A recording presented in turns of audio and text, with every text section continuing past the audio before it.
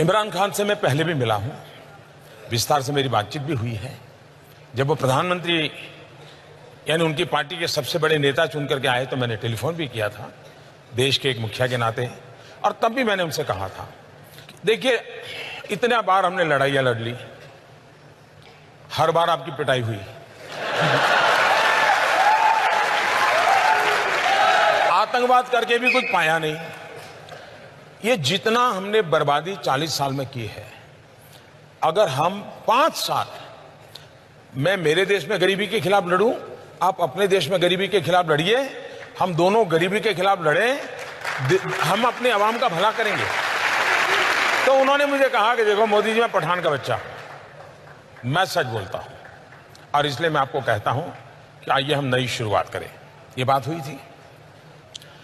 पाकिस्तान में समस्या ये, मैं अनुभव से, मेरा अकेले का अनुभव नहीं है, दुनिया के देशों का अनुभव है। मैंने दुनिया के कई देश के महापुरुषों से बात की है, गल्फ कंट्रीज के, अरब राष्ट्रों के सभी नेताओं से मैंने बात की है, मैंने अमेरिका, चाइना, रशिया, उन सब से भी बात की है। एक बात ज्यादातर उभर करके आती है कि भाई आज़ाद करोगे तो किससे करोगे?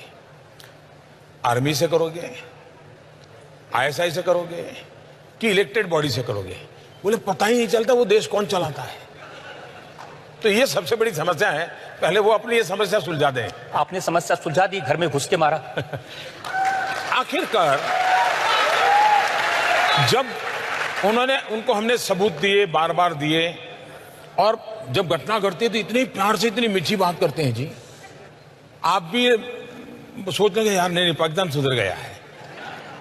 पुलवामा के बाद मैं उनकी बहुत मीठी मीठी बातें मानने को तैयार नहीं था। मैंने कहा भाई आपकी बहुत बातें सुन चुका हूं, आप करते नहीं कुछ। हमारे यहाँ इतने लोगों को मार दिया, आपको हमने सबूत दे दिए, हमने एविडेंस दे दिए, उनकी टेलीफोन दे दिए, सब दे दिया, लेकिन आप कहते हैं हम जांच कर रहे हैं, और 10-10 साल हो गए। तो अगर ठीक है, अब हमारी सेना को जितना आता है वो करते रहेंगे। उनकी बात तो समझ आती, लेकिन हमारे यहाँ ममता दीदी हैं, बहन मायावती हैं, अखिलेश भाई हैं, राहुल भाई हैं, जितने भाई बहन हैं आपके यहाँ पर, वो सब कह रहे थे सबूत दीजिए एयर स्ट्राइक का। देश के किसी भी नागरिक को सबूत मांगने का हक है। राजनीतिक दलों के नेताओं को भी सबूत मांगने का हक है, लेकिन सबूत मानना ही उनकी जिम्मेवारी भी है। इनका प्रॉब्लम है कि मांगते रहो लेकिन मानो कुछ नहीं। सबसे बड़ा सबूत पाकिस्तान खुद है जी। आप मुझे बताइए कि हमने तो कुछ डिक्लेयर नहीं किया था। हमारी जो स्ट्रेटेजी थी उसके हिसाब से तो सुबह हम मीटिंग करने वाले थे, मीटिंग करके कुछ योजना करने वाले थे, उस प्रकार से सारा प्लान किया हुआ था। जब 3-3:30 बजे सब पूरा हो गया, हमारे लोग लौट आए, वो अपना यूनिफॉर्म वगैरह उतार करके सब अपना चाय वाय कर रहे थे, तो बड़ा हंसी मजाक का काम चल रहा था जी। मुझे भी इन्फॉर्म कर दिया गया, तो पहले मेरा मन कर गया कि चलो सो जाएं। फिर मुझे हुआ नहीं यार, देखे जरा इंटरनेशनल में कुछ हलचल तो नहीं है। तो मैं जरा ऑनलाइन जाकर के सारा सर्फिंग करने लगा कि दुनिया में कहीं पर इस घटना की खबरें आना शुरू हुआ तो नहीं है। तो घटना बहुत बड़ी थी। और उधर मेरे लोगों को मैंने कहा ठीक है अब आप सो जाइए, लोग थके हुए होंगे, सुबह बात करेंगे। लेकिन मैं नहीं सोया।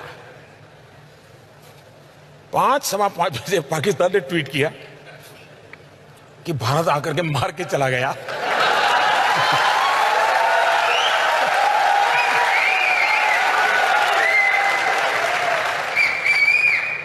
तो मैं फिर समझ गया कि मामला वो सिंपैथी गेन करने के लिए कुछ कर रहे हैं। रोना शुरू कर दिया इन्होंने। तो मैंने फिर हमारे लोगों को इकट्ठा किया और मैंने कहा भाई तुरंत बैठना पड़ेगा। तो जो रात भर जगे थे लेकिन फिर भी इकट्ठे हुए, फिर परिस्थिति का मूल्यांकन किया, फिर आगे की रणनीति हम बनाते रहे। ये सही है कि पाकिस्तान ने बालाकोट के उस इलाके में जंगलों में कुछ मिसाइल गिराए निशान बनाने के लिए, ताकि दुनिया को बता सकें कि भारत का निशाना चुका? ये इस विषय के जो जानकार लोग हैं इन्होंने खोज के निकाला है कि, और जिसकी चर्चा पिछले 2-3 दिन से ज्यादा हो रही है, इस सब्जेक्ट के एक्सपर्ट है, उन्होंने कहा भाई अब उनके लिए मुसीबत थी कि भारत ने आकर के यहां किया है तो ये सिद्ध हो जाता था कि यहां टेररिस्ट कैंप था। क्योंकि इतने बड़ी पहाड़ी में, घने जंगल में एक अकेली इकलौती बिल्डिंग, और जिसमें भी 600 लोगों की रेसिडेंशियल एकोमोडेशन, तो हर किसी को सवाल उठता है कि क्या था। इसलिए इनके लिए इसको छुपाने के लिए कोई ना कोई रास्ते ढूंढने ही पड़ेंगे। पाकिस्तान के लिए दोनों तरफ से मौत है। ये भी कहे कि हाँ कोई आया था, बम गिरा था, तो भी फंस रहे हैं। और वो इतने डर गए थे जी, वो गलतियां पर गलतियां चले। विमान उनका गिरा, उन्होंने कह दिया हिंदुस्तान का गिरा। पायलट उनका मरा, उन्होंने कह दिया हिंदुस्तान का मरा। यानी वो बिल्कुल ही बैलेंस खो चुके थे। और बैलेंस खोने का कारण था कि इतनी बड़ी घटना उनके लिए असंभव थी जी। और अभी भी उस सदमे में से बाहर नहीं आए। ये तो भारत में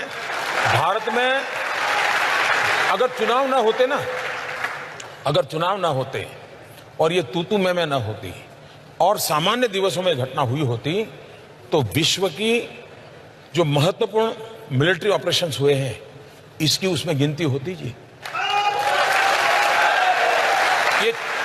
ये चुनाव के तू मैं में भारत के वीरों के पराक्रम को हमने नजरअंदाज किया है। और इसलिए मैं तो